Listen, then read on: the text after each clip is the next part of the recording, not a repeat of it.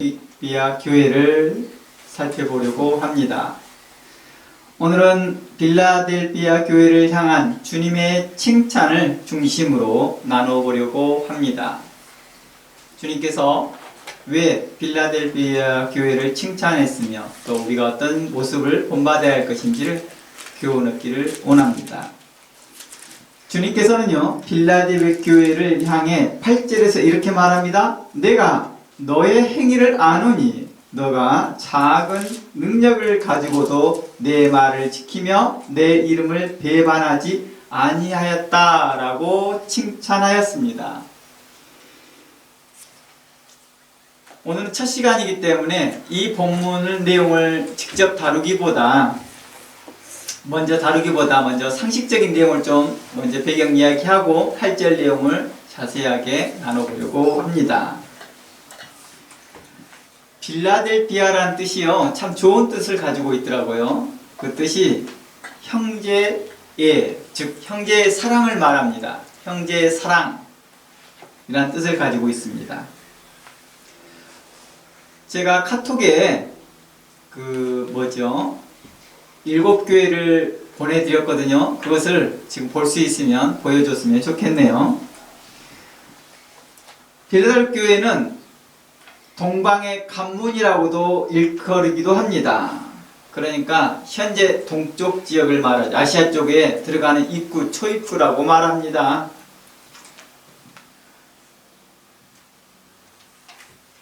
빌라델비아는요, 나름 괜찮은 지역이었어요. 거기에는 포도 농사가 좀 잘 됐대요. 그리고 상업이 발달됐고요, 농업이 발달되었다고 합니다. 그래서 경제적으로 굉장히 좀 부유한 도시 중에 한 도시였습니다. 그리고 아시아를 통한 관문이었기 때문에 모든 무역이 그 길을 통했을 거 아니에요. 그래서 그것도 하나의 좋은 역할을 했던 것 같아요. 지역적인 요소도 굉장히 좋은 역할을 했던 것 같습니다. 그리고 그곳에는요, 꽤나 많은 신전들이 있고 종교적 행사가 있었다고 합니다. 그래서 AD 5세기 때는요, 그곳을 작은 아테네라고 불렀다고 합니다. 아테네 하면 굉장히 유명한 지역인데요, 그것을 작은 아테네라 할 정도로 굉장히 발달된 지역, 또 여러가지 신전이 모이셨던 곳이라고 말합니다. 오늘날로 말하면 신전이 있다고 하면 그게 뭘 의미할까 생각하는데, 그때 당시엔 다 그게 중심지여서 상업의 중심지였어요. 문화의 중심지였고요. 그곳에 그러니까 신전이 발달됐다 이 말은 곧 그 도시가 굉장히 발달했다는 뜻으로 이해하시면 됩니다. 성령께서 빌라델비아 교회를 누구를 통해 세워졌는지는 정확하게 나와 있지는 않습니다. 성경에서는 그것을 언급하지 않고 있습니다. 그래서 몇몇 학자들이 성경 배경을 통하여서 추론해 보았습니다. 그래서 주변 지역에 에베소 교회나 서머나 교회나 사대 교회, 골로새 교회, 라우디아 교회 같은 그런 지역에 복음이 전해질 때 아마 그 당시에 함께 교회가 세워지지 않았을까라고 추론해 봅니다. 당시에 이제 복음을 들었던 사람들이 각자 자신들의 고향으로 돌아갈 텐데, 그때 빌라델비아 사람들도 자신의 고향에 가서 교회를 설립하지 않았을까라고 생각합니다. 마치 로마 교회처럼 말입니다. 로마 교회도 누가 세워졌는지 정확히 밝혀지진 않았어요. 많은 사람들이 베드로일 것이다, 아니면 고넬료일 것이다, 백부장 고넬료 말합니다. 그 사람일 것이다 라고 생각하나 다양한 의견들이 있습니다. 그런 추론들로 이야기 나누는 것입니다. 또는 사도들 중에 동역자들이 세우지 않았겠는가 생각합니다. 그 중에 가장 유력한 사람이 에바브로드입니다. 에바브라. 그는 라우디아 교회, 우리가 앞으로 이제 빌라델비아 교회 나누고 난 다음에 마지막으로 라우디아 교회를 마지막 일곱 번째 교회를 다룰 텐데요. 이 라우디아 교회가 바로 에바브라가 세웠던 교회입니다. 에바브라는 또 그 지역의 골로새 교회에도 그가 세웠던 모습이 보입니다. 그래서 아마 에바브라가 가까운 그 빌라델비아 교회에서 그가 교회를 설립하지 않았을까, 아니면 함께 조력하지 않았을까라고도 생각합니다. 여하튼 중요한 것은 사도들의 복음이 있었고 사도들의 영향력이 있었고 당시에 그 교회가 인정하는 건강한 교회 중에 하나였다는 것입니다. 지역교회가 인정하였고 사도들이 인정하는 건강한 교회가 있었다고 합니다. 그 후로 한 100년 정도, 100년에서 160년경에 누가 나타났냐면 암미야라는 여자 선지자가 나타납니다. 그러니까 당시에도 여자 선지자들이 목회를 했다는 걸 분명한 사실이죠. 성경적 역사죠. 그러니까 오늘날에 어느 장로교에서 여자들에게 목사 한 수를 주어야 되는 거냐 말아야 되냐 이걸 논의하고 있다는 자체가 넌센스인 거죠. 아직도 이런 성별적인 걸 가지고 젠더 문제를 가지고 교회에서 나뉘어지고 있고 이걸 가지고 특히 총회나 노예에서 논의되고 있다는 것이 부끄러운 일인 거죠. 여하튼 그분이 그 여선지자가 목회할 때에 당시에 굉장히 부흥이 일어났다고 합니다. 이 빌라델피아 교회예요. 그래서 당시에 많은 흩어진 유대인들 중에서 이 빌라델피아 지역에 살고 있는 흩어진 유대인들이 많이 회심했다고 합니다. 이런 배경 안에서 제가 이제 오늘부터 8절부터 시작해서 오늘 내용을 빌라델피아에 대한 하나님의 말씀들을 살펴보려고 합니다.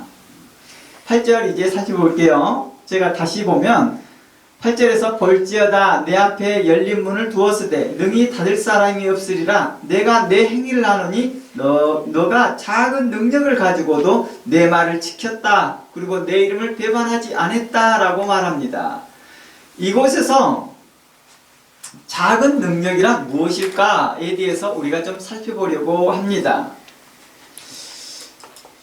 이 본문에서 보면요, 살펴보면요, 빌라델 교회는요, 서머나 교회처럼 책망을 받지 않고 칭찬받는 교회로 나타납니다. 그래서 대부분 이제 학자들이 7교회 중에서 칭찬만 들었던 교회라고 말을 한다면 서머나 교회와 빌라델피아 교회를 이야기합니다. 그런데 이 두 교회가 공통적으로 어떤 것들이 있냐면 책망은 아니지만 경고성 반응이 있습니다. 서문학교회처럼요. 지난번에 우리가 서문학교회를 살펴볼 때도 그런 경고성이 있었습니다. 우리가 리마인드 하기 위한 것이니까요. 계시록 2장 한번 가봅니다. 10절이요. 계시록 2장 10절에 보면 서문학교회에 대해 이렇게 말합니다. 너는 장차 받을 고난을 두려워하지 말라. 볼지어다 마귀가 장차 너희 가운데서 몇 사람을 옥에 던져 시험을 받게 할 것이다. 너희가 10일 동안 환난을 받을 것인데 너는 죽도록 충성하라. 그러면 내가 생명의 관을 너에게 줄 것이다 라고 말씀이 나옵니다. 이 말씀과 비슷한 맥락이에요. 빌라델 교회를 향한 말씀 보세요. 3장 10절입니다. 내가 나의 인내의 말씀을 지켰은즉 또한 너를 지켜 시험의 때를 면하게 할 것이다 라고 말합니다. 서문학교를 향하여서는 장차 받을 고난을 두려워하지 말라라고 한 것처럼 주님께서 안심을 시키듯이 빌라델 교회를 향하여서 또한 그런 맥락으로 이야기합니다. 인내의 말씀을 지켰으니 내가 또한 너를 지킬 것이다. 시험의 때를 면하게 할 것이다 라고 합니다. 그런데 11절 봅니다. 내가 속히 오리니 너가 가지고 있는 것을 굳게 잡아 아무도 내 면류관을 빼앗지 못하게 하라. 빼앗지 못하게 하라 라는 말씀과 또 계시록 2장 10절 서문학교를 향하여서 죽도록 충성하라. 그리하면 내가 생명의 관을 주리라 하는 맥락, 비슷한 맥락이라는 것입니다. 이 부분은 다음 시간에 우리가 자세히 살펴보려고 합니다. 서문학교와 같은 비슷한 맥락입니다. 그래서 이 부분을 다음 시간에 나누기로 하고요. 오늘은 8절 말씀에서 이 작은 능력에 대해서 좀 더 나눠보려고 합니다. 8절에서 작은 능력이란 무엇일까? 성경에서 구체적으로 언급되지 않고 있습니다. 본문에선 구체적으로 언급되지 않고 있습니다. 무엇이 작은 능력이라고 말하는지는 우리는 알 수는 없습니다. 그래서 학자들이 몇 가지 추론하기도 합니다. 그 중에서 제가 학자들이 추론한 것 중에서 제가 이야기를 해드리겠습니다. 그 중에 어떤 사람들은요, 교회의 재정적 문제라고 말합니다. 다른 교회에 비해서 재정적으로 약했다라고 말을 합니다. 또 어떤 학자들은 숫자적으로 적은 교회, 무리가 적은 무리들이었을 것이다 라고 생각합니다. 또 어떤 사람들은요, 신앙의 연륜이 적지 않았을까라고도 생각합니다. 그러니까 교회가 세워진 지가 좀 늦게 세워지지 않았을까도 생각한다는 것입니다. 이러한 내용들이 나름 일리가 있고요. 나름의 맞는 내용이도 있겠지만 가장 적절하게 이해할 수 있는 게 무엇일까라고 저는 계속해서 고민해 보았습니다. 과연 이러한 맥락일까? 이런 맥락도 들어갈 수 있겠지만 좀 더 깊은 맥락을 좀 더 찾아보면 어떨까라고 성경을 계속 관찰해 보았습니다. 그때 가장 적절하게 이해할 수 있는 것이 예수님의 달란트 비유로 이해하는 것이 가장 적절하다라고 판단되었습니다. 그래서 저는 이 본문을 빌라델 교회가 가지고 있는 그 작은 능력을 예수님의 비유 중에 나타난 달란트 비유로 적용시켜 보았습니다. 예수님께서 달란트 비유와 문화 비유를 들었는데 이 두 가지 같은 맥락을 가지고 있습니다. 즉 주님께 받은 은혜와 달란트가 다른 교회에 비해 적었다라는 맥락입니다. 그럼에도 불구하고도 그 받은 것에 대하여 착하고 충성된 마음으로 적극적으로 선한 열매를 맺었던 모습으로 표현할 수 있었던 것입니다. 예수님의 달란트 비유의 핵심이 뭐였습니까? 예수님의 문화 비유의 그 핵심은 문화 비유에서는 10사람에게 똑같이 한 문화씩 줬고요. 달란트 비유에서는 한 사람에게 5달란트, 어떤 사람에게는 2달란트, 또 단 한 사람에게는 1달란트를 맡겼던 것을 볼 수 있습니다. 그래서 이 달란트 비유에서 것처럼 어떤 사람에게 많이 줬고 어떤 사람이 적게 줬다는 것입니다. 그 능력에 따라서요. 그런데 이곳의 핵심은 뭐였습니까? 누가 많이 받았느냐, 누가 적게 받았느냐에 초점이 있지 않았습니다. 예수님의 달란트 비유를 찾아보면 누가 충성되었느냐, 누가 착한 마음으로 맡겨진 것들을 적극적으로 활용하였느냐, 수동적으로 보관만 하는 게 아니라 그것을 적극적으로 활용했다는 것입니다. 수동적으로 보관만 해두었던 1달란트 가졌던 사람들은 어땠어요? 도리어 책망을 받았다는 것입니다. 받았던 것을 그대로 간직만 잘했어요. 그러나 이것 또한 책망받는 대상이었습니다. 적극적으로 활용해야 하는 것이죠. 즉 이 말은 열매를 맺는 신앙생활에 대한 초점이겠지요.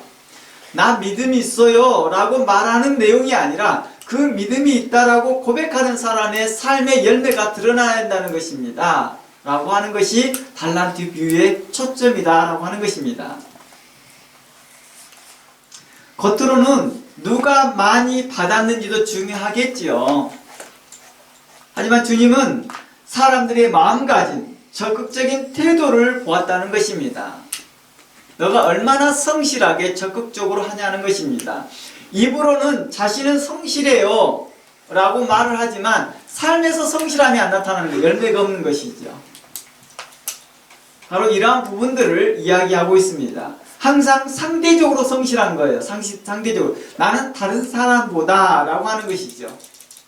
바로 이러한 부분들을 말하는 것이 아니라 다른 사람과 상관없이 약속대로, 자신의 그 약속대로 성실한 것입니다. 시간에 맞춰서 행동하는 것이죠. 학생들은 자신의 시간에 맞춰서 계획표대로 행동하는 것입니다. 누구와 비교해서가 아니라 자기 스스로가 잘 플랜을 짜서 그것을 열심히 있게 성실 있게 사는 사람을 향하여 주님께서 칭찬하시더라는 것입니다. 단순하게 결과만 보는 것이 아니라 그의 삶의 과정도 함께 살펴보시면서 그 과정이 좋다 하면 분명코 열매가 좋을 것을 이야기하고 있는 것이죠.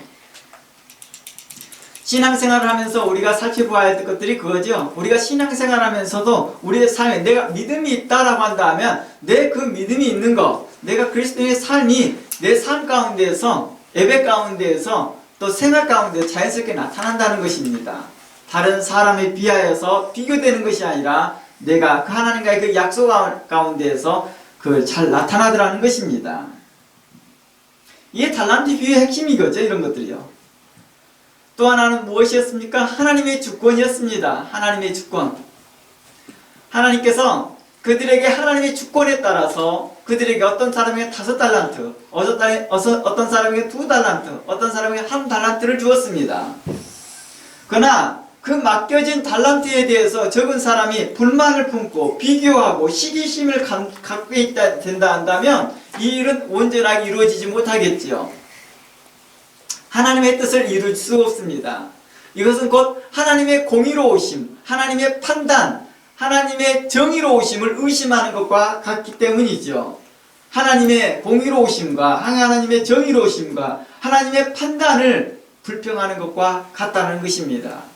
즉 1달란트 받은 사람이 왜 나는 1달란트야? 다른 사람 5달란트고 왜 다른 사람 2달란트야? 저 사람 나하고 거의 큰 차이가 없는 것 같은데 도리어 내가 잘하는 부분이 더 많은데 왜 나는 1달란트고 저 사람 2달란트야? 라고 하는 그런 불만 섞인 불만과 시기와 비교심이 우리로 좌절하게 하더라는 것입니다. 우리의 신앙생활을 건강하지 못하게 하더라는 것입니다. 바로 이 부분이 달란트 비유의 핵심인 거죠. 각자의 주어진 달란트에 감사하는 것입니다. 그 받은 은혜의 말씀에 감사하며 충성되게 사는 것입니다. 이게 달란트 비유의 핵심인 거죠. 이처럼 빌라델베키아 교회는 다른 교회보다 적은 달란트를 받았다 할지라도 그 교회는 주님께 향한 착한 마음과 충성된 마음으로 적극적으로 자신의 삶 가운데, 그들의 삶 가운데에서 선한 열매를 맺었다는 것입니다. 우리가 겨자씨 비유를 통해서도 알 수 있지만, 겨자씨 한 알이 떨어졌지만 시작은 매우 미약하였지만 그 끝은 창대했습니다. 누룩이 가루 성알 속에 들어갔을 때는 누룩의 양은 가루 성알에 비하면 너무너무 작은 양이었습니다. 그러나 결국에는 누룩이 가루 서말을 다 부풀리게 합니다. 가루의 서말이 그렇게 부풀 수 있었던 게 뭐였을까요?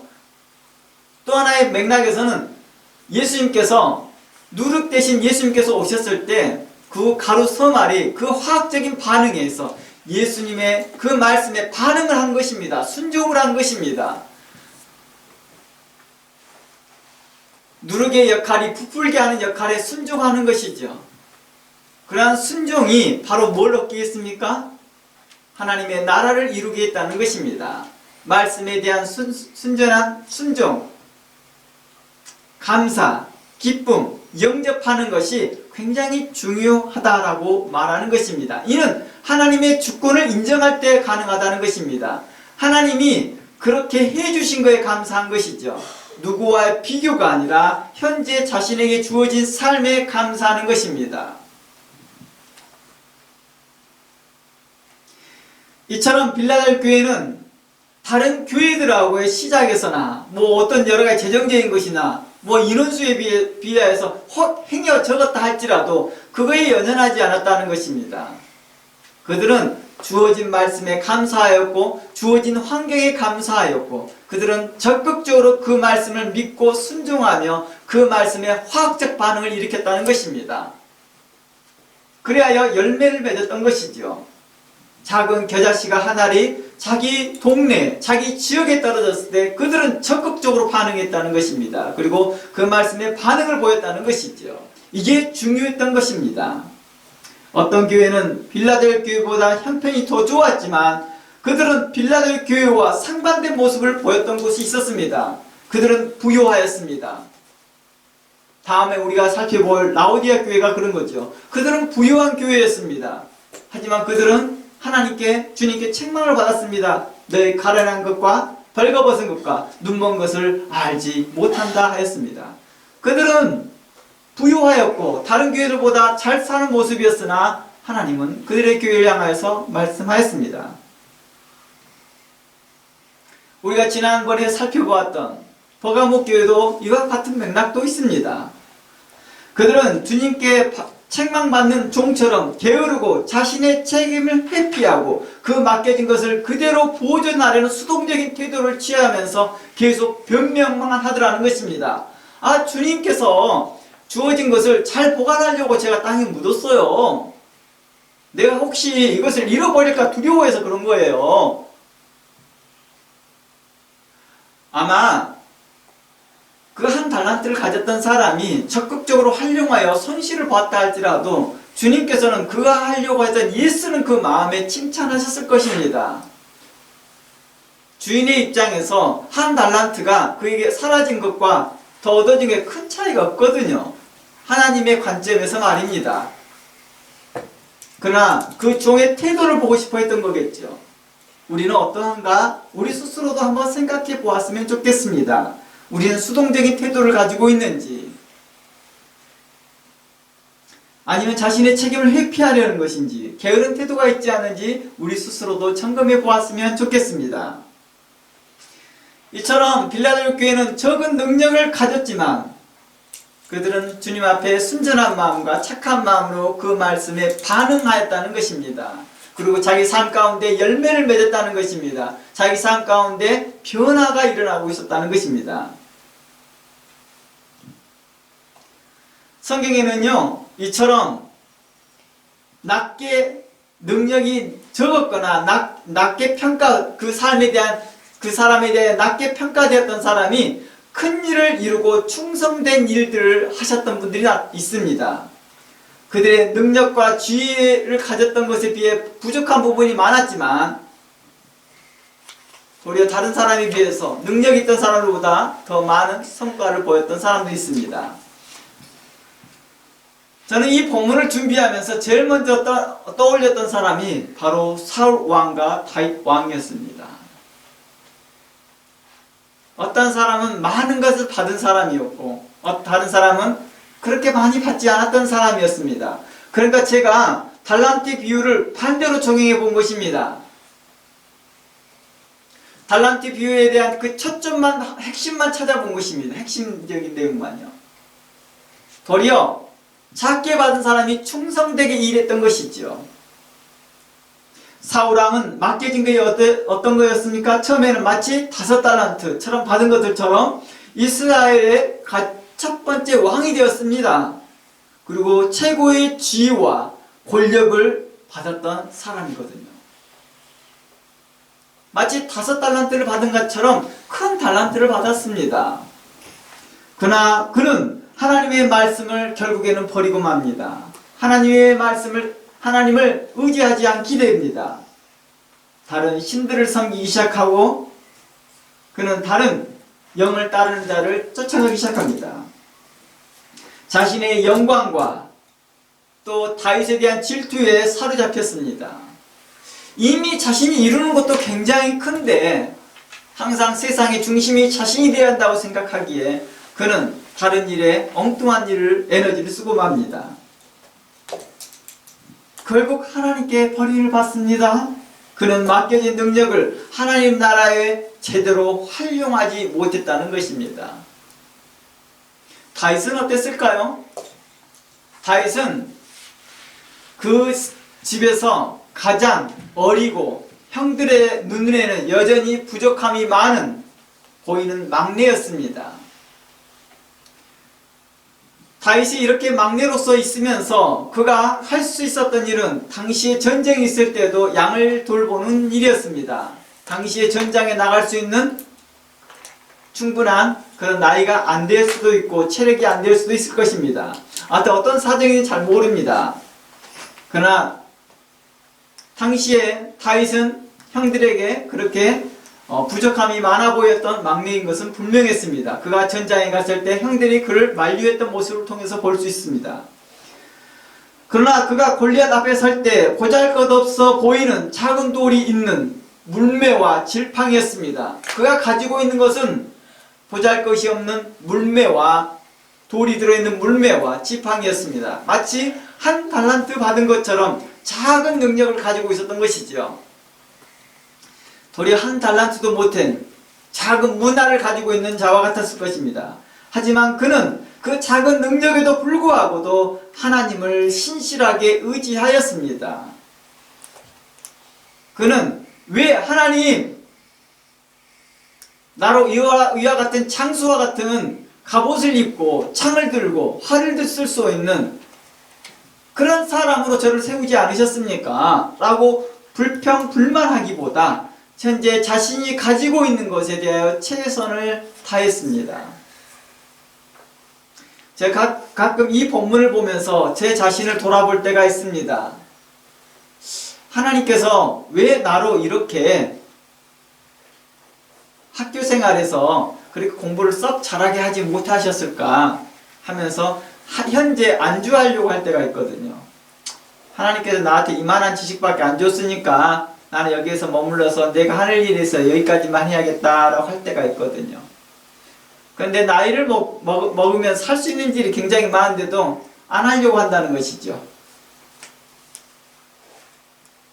이것들은 교수들이 해야 돼. 신학교 교수님들이 해야 될 일이야. 이것들은 좋은 신학교 나오신 분들이 해야 될 일들이야 라고 미룰 때가 있더라는 거예요. 내 스스로가 그런 것들은 뭐예요? 비교의식 가운데에서, 피의식 가운데서 쏟아냈던 생각 같아요. 다윗은 그렇지 않았던 것 같아요. 다윗은 자신이 현재 군 전장 앞에 섰을 때, 전쟁했을 때, 왜 하나님 나로 과거 형들처럼 미리 훈련된 사람으로서 칼을 쓰고 활을 쓰고 창을 쓸 수 있는, 또 방패를 쓸 수 있고 갑옷도 잘 입을 수 있는 그런 훌륭한 장수로 처음부터 세우고, 그런 건강한 사람을 세우지, 이게 빨리 태어나게 해서 첫째와 둘째 형들처럼 그렇게 하게 하지, 왜 막내로 태어나게 해서 이렇게 할 수도 없는데 나보고 거기 가라고 합니까? 이렇게 불만 내오지 않더라는 거죠. 그냥 자신이 가지고 있는 것에 대하여 신실하게 하나님만 의지하였고, 현재 자신이 가지고 있는 것에 대해서 비교하지 아니하고, 이걸로도 충분하다, 이걸로도 모든 이나 충분하고 골리앗을 물리칠 수 있다는 그런 확신을 주시더라는 거죠. 우리도 좀 그랬으면 좋겠습니다. 내가 가지고 있는 주변 환경과 그것을 탓하지 말고 내가 가지고 있는 거에 감사하면서 내가 이걸로도 할 수 있다. 다른 사람들은 다 갖춰져야 하지만은 나는 작은 능력으로도 주님의 이름으로 나는 이걸 할 수 있다라는 그런 강한 믿음, 강한 신뢰가, 하나님을 향한 하나님의 주권을 인정하는 그런 마음에서 시작한다면 하나님께서 우리에게 모든 걸 할 수 있는 그 능력들을 허락할 거라 믿습니다. 저도 이 말씀을 준비하면서 제 마음에 많은 회개가 있었습니다. 맞아, 내가 이런 말로 이런저런 말로 핑계되었던 것들 하나님 앞에서 좀 믿음 있는 삶으로 전환했으면 좋겠다, 이런 생각을 가졌습니다. 그는 한 번도 경험이 없는 전장에서 하나님을 의지하는 믿음만 가진 것이 아니라 적극적으로 그 믿음을 드러내 보였다는 것입니다. 그는 그 전장에서 나는 여전히 하나님 편이야, 혹시 골리앗이 던지는 창에도, 아니면 그 블레셋 던지는 활이나 창에서도 나는 피할 수 있을 거야, 나는 그냥 살 수 있을 거야, 하나님이 나를 보호해 주니까 라고 하는 그 믿음에 머물지 아니하고 그는 적극적으로 골리앗 앞에 섰습니다. 골리앗과 싸웠다는 것입니다. 나는 아버지의 명령대로 전장에 왔지만 싸울 의지는 없어요. 하지만 나는 믿음이 있습니다. 하나님이 나를 지켜줄 거라고. 그 믿음에서 머물지 아니하고 그는 적극적으로 그 싸움에 나섰다는 것입니다.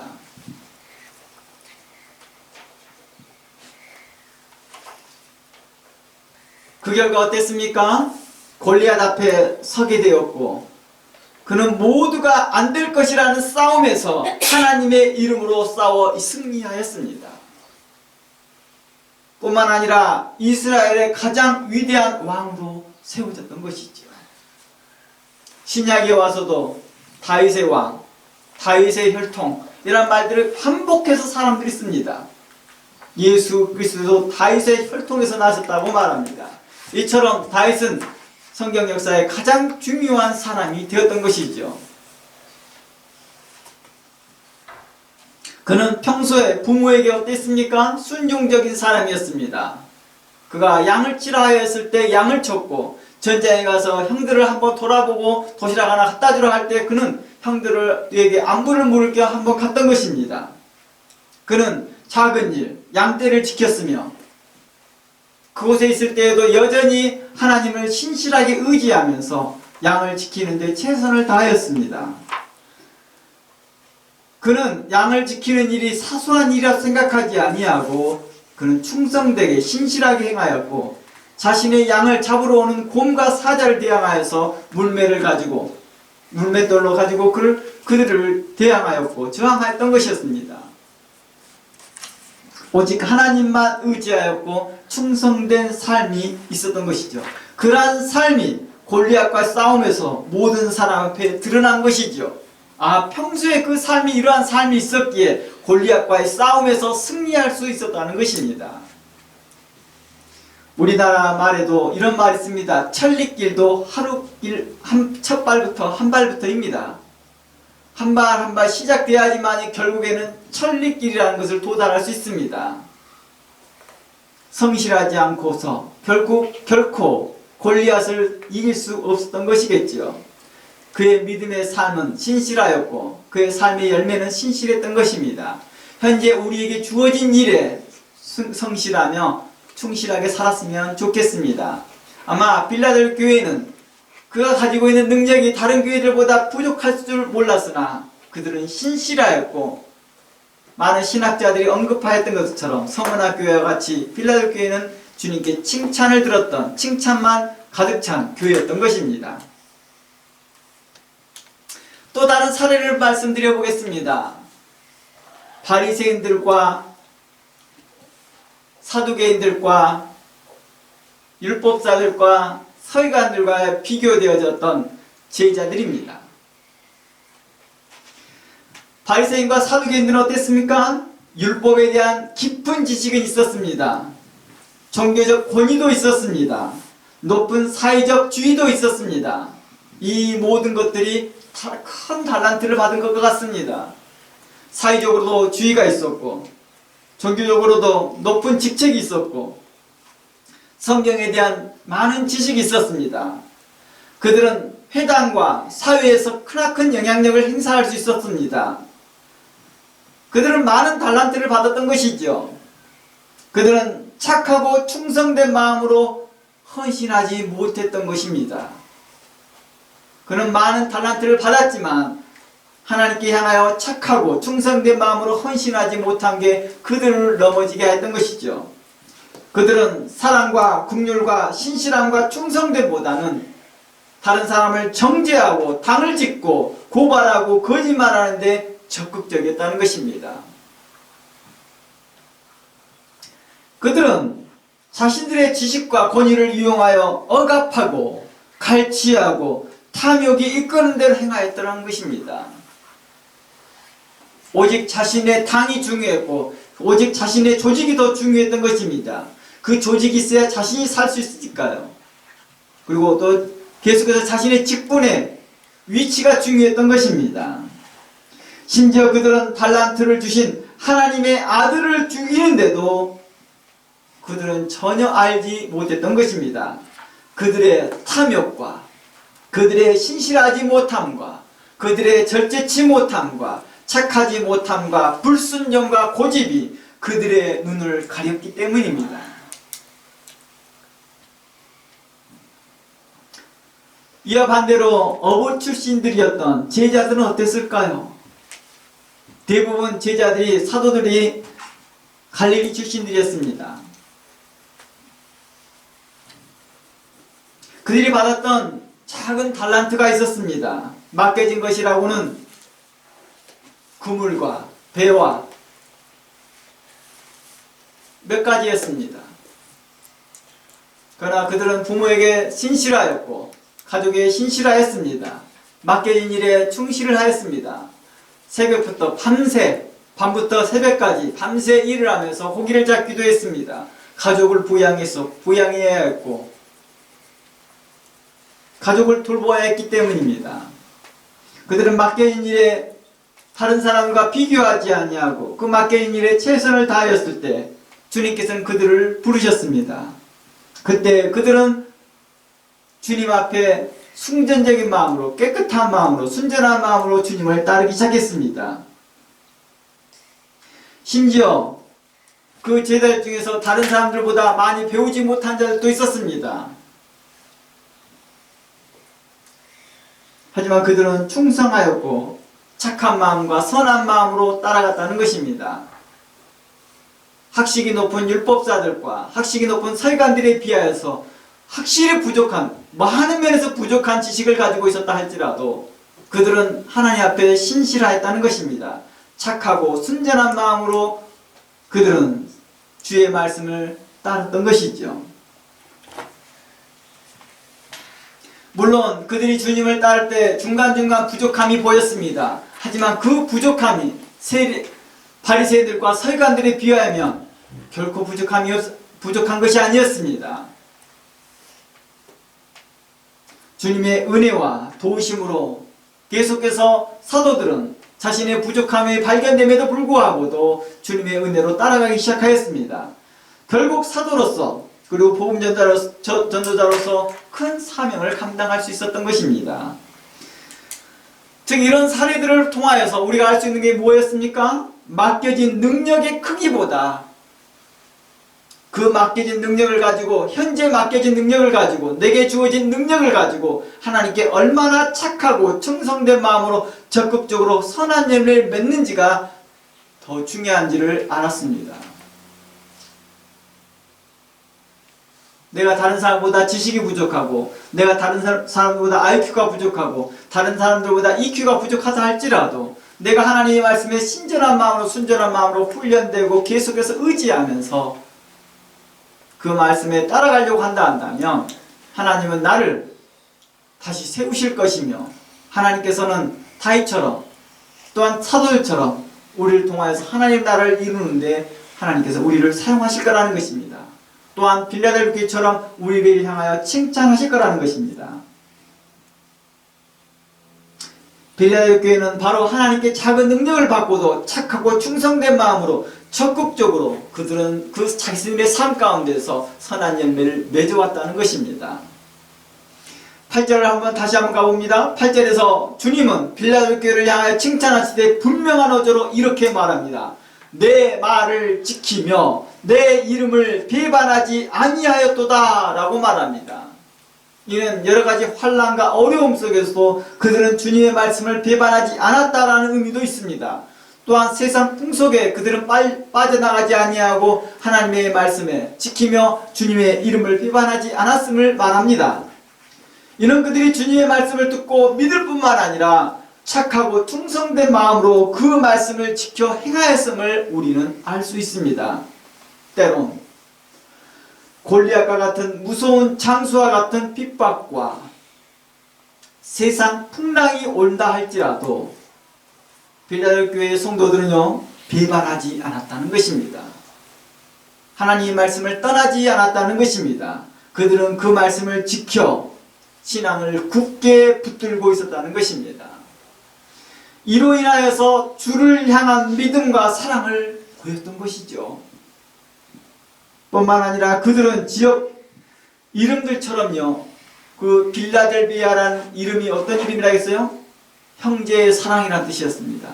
마치 그 이름처럼 형제들끼리 연합하였던 것입니다. 그리고 그들은 사랑 가운데 거했던 것입니다. 만일 그렇지 않고서는 그 작은 능력으로 승리할 수 없었을 것입니다. 그런 말 하죠. 백직잔도 얇은 A4 용지도 두 사람이 들으면 가볍다고 말합니다. 서로에 대해 관심을 갖고 서로에 대해서 배려한다는 것이 중요한 일이겠죠. 이게 바로 형제예인 거죠. 그들은 작은 능력으로 가지고 그들이 승리할 수 있었던 것은 그 연합함이 있었던 것이죠. 또한 이는 주의 명령이기도 합니다. 서로 연합하고 서로 사랑하는 것은요, 주님의 명령이기도 했다는 것입니다. 즉 주의 말씀을 따랐다는 것은 주의 명령을 지켰다는 것입니다. 그들이 주의 말씀을 지켰다는 것은 단순히 성경책을 보존했다는 뜻이 아닙니다. 그들은 단순히 말씀을 듣고 그 말씀을 그냥 잘 녹음해놨다는 뜻이 아니었습니다. 이는 한 달란트 받는 자와 같겠죠. 그러나 그 말씀을 적극 활용했다는 것입니다. 주의 명령과 주님의 뜻을 무엇인지를 알았다 한다면 그 뜻을 행했다는 것입니다. 이처럼 빌라델비아 교회는 다른 교회보다 작은 달란트를 받았다 할지라도 결국에는 다른 교회들보다 더 풍성한 열매를 맺었던 것입니다. 주님께 향한 착한 마음과 충성된 마음으로 적극적으로 삶에서 선한 열매를 맺어갔으며 적은 누룩이 가루 서말 속에 들어갔을 때 부풀게 했던 것들처럼 그들은 그 누룩 대신 예수님의 말씀에 적극적으로 반응하였다는 것입니다. 순종한 것이죠. 누룩이 부풀리게 하고자 하는 의지가 있을 때에 그 가루 소말들은 반응한 겁니다. 함께 부풀려고 화학적 반응을 일으킨 것이죠. 그러려면 어떻게 해야 될까요? 예수님의 말씀을 깊이 마음속에 새기는 것입니다. 받아들이는 것입니다. 그리고 함께 반응하는 것입니다. 그렇잖아요. 우리가 말씀에 대한 반응, 찬양에 대한 반응, 기도에 대한 반응이 없이 무덤덤하고 있다 한다면 우리의 신앙은 결코 자라나지 않을 것입니다. 우리가 반응하는 것이죠. 우리의 삶 가운데서 말씀과 기도와 찬양 가운데 우리의 신앙생활의 반응이 없다 한다면 우리는 점점점 무감각해질 것이며 우리의 신앙생활은 무뎌질 거라는 것입니다. 빌라델비아 교회가 받은 작은 능력을 가지고도 주님께 칭찬을 받을 수 있는 핵심은 요인은 무엇일까요? 바로 우리가 그들이 활용했기 때문이라는 것입니다. 활용. 바로 이러한 부분들을 통하여서 성경은 이야기하고 있다는 것입니다.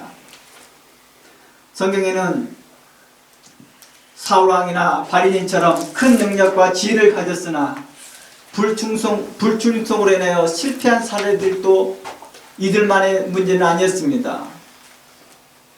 도리어 많은 곳에서 성경 여러 곳에서 이런 것들이 발견되더라는 것입니다. 로마서에서도 유대인들에게도 그러한 말을 합니다. 너희들은 먼저 말씀을 받았으나 율법을 받았으나 후에 어땠습니까? 이방인을 통하여서 도리어 복음이 하나님 나라가 확산된 것을 언급하였습니다. 사울왕이나 바리새인들이 그 실패의 원인은 뭐였을까요?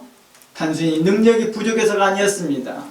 그들이 받은 능력이 부족해서가 아니라 그들이 가지고 있는 탐욕과 불순종과 고집과 같은 마음의 문제였습니다.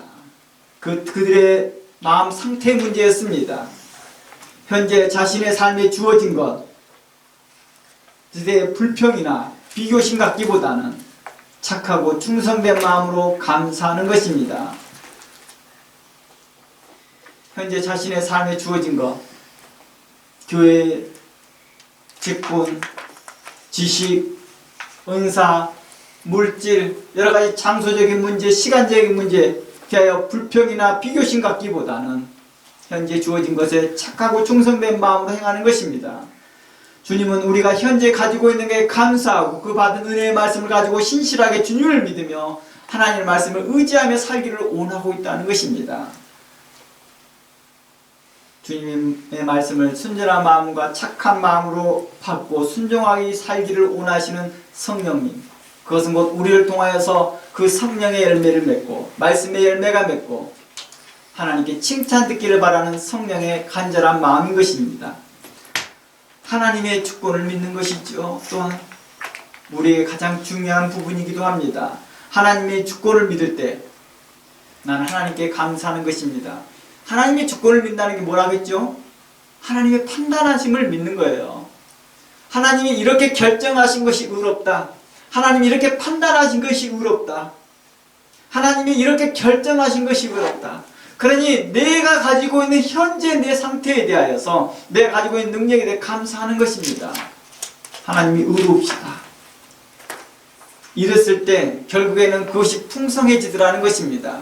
처음에는 1 달란트를 맡겼으나 나중에 그 신실함으로 인하여서 내게 2 달란트를 남기고 또 이 2 달란트를 또한 신실하였을 때 하나님께서 또다시 내게 4 달란트를 맡기시고 이 4 달란트에 내가 또 신실하고 있을 때 또한 내게 8 달란트를 맡기시고 8 달란트를 신실하였을 때 내게 16 달란트를 맡기신 것처럼 계속 증가하더라는 것입니다.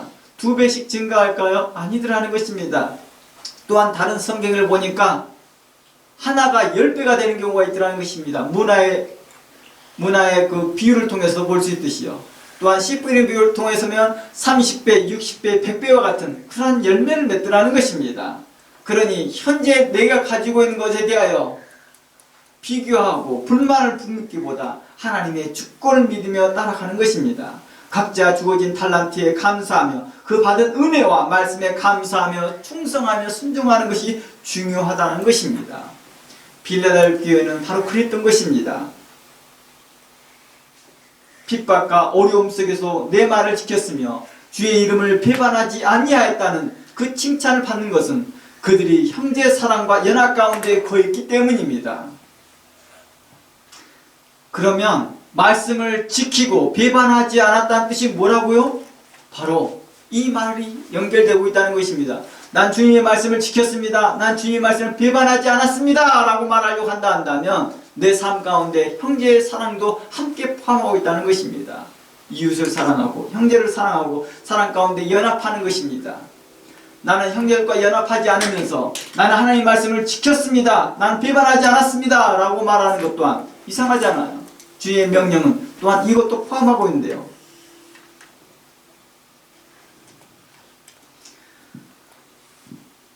빌라델 교회가 하나님의 말씀을 지키고 주의 말씀을 배반하지 않았다는 것은 형제를 사랑하는 그 연합된 삶으로 나타났던 것이겠죠. 빌라델 교회와 성도들처럼요, 우리가 충성된 마음과 순전한 마음과 착한 마음으로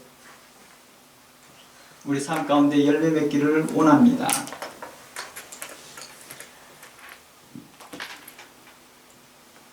이것이 바로 빌라델 교회를 통하여서 칭찬 들었던 주님의 말씀을 통하여서 우리가 받을 교훈이었던 것 같습니다. 끝으로 요한일서 2장 본문 읽고 오늘 설교를 좀 마무리해 보려고 합니다. 한번 살펴볼까요? 4절부터입니다. 4절부터 11절까지 있고요. 오늘 말씀 마무리해 보려고 합니다. 그러면서 우리의 삶 가운데 어떻게 적용해 나가볼 것인지를, 또 빌라델 교회가 우리에게 보여줬던 그 믿음의 본이 무엇인지를 한번 되새기면서 본문 말씀 읽어보겠습니다. 제가 읽어드릴게요. 2장 4절부터 11절입니다. 그를 아노라 하고 그의 계명을 지키지 아니한 자는 거짓말하는 자요 진리가 그 속에 있지 아니하되 누구든지 그의 말씀을 지키는 자는 하나님의 사랑이 참으로 그 속에 온전하게 되었나니 이로써 우리가 그의 안에 있는 줄을 아노라. 그의 안에 산다고 하는 자는 그가 행하는 대로 자기도 행할지니라. 사랑하는 자들아, 내가 새 계명을 너에게 쓰는 것이 아니라 너희가 처음부터 가진 옛 계명이니 이 옛 계명은 너희가 들은 바 말씀이거니와 다시 내가 너희에게 새 계명을 쓰노니 그에게와 너희에게도 참된 것이라.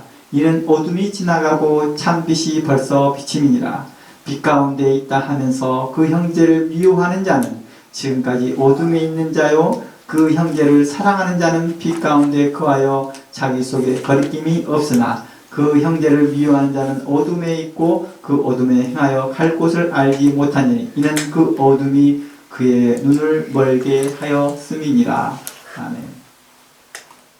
서기관과 바리새인과 율법사들과 사두개인들이 예수님을 십자가에 매달렸던 것은 그들이 바로 눈이 멀었기 때문이겠지요. 하나님의 아들을 알아보지 못하는 것. 그들은 많은 달란트를 받았으나 달란트를 주신 하나님의 아들을 십자가에 못 박는 어리석은 일들을 행하였습니다. 빌라델 교회처럼 받은 것은 적었으나 하나님께 신실하면서 그 말씀에 감사하고 충성된 마음으로 하나님의 말씀에 순종하며 하나님께 칭찬되는 여러분 모두가 되었으면 좋겠습니다. 빌라델 교회를 향한 하나님의 칭찬과 또 약속이 여러분 모두에게 함께하기를 원합니다. 다 함께 기도합니다. 하나님 감사합니다. 우리를 사랑하시고 지키시고 인도하셔서 지금까지 말씀으로 붙들어 주심을 감사합니다.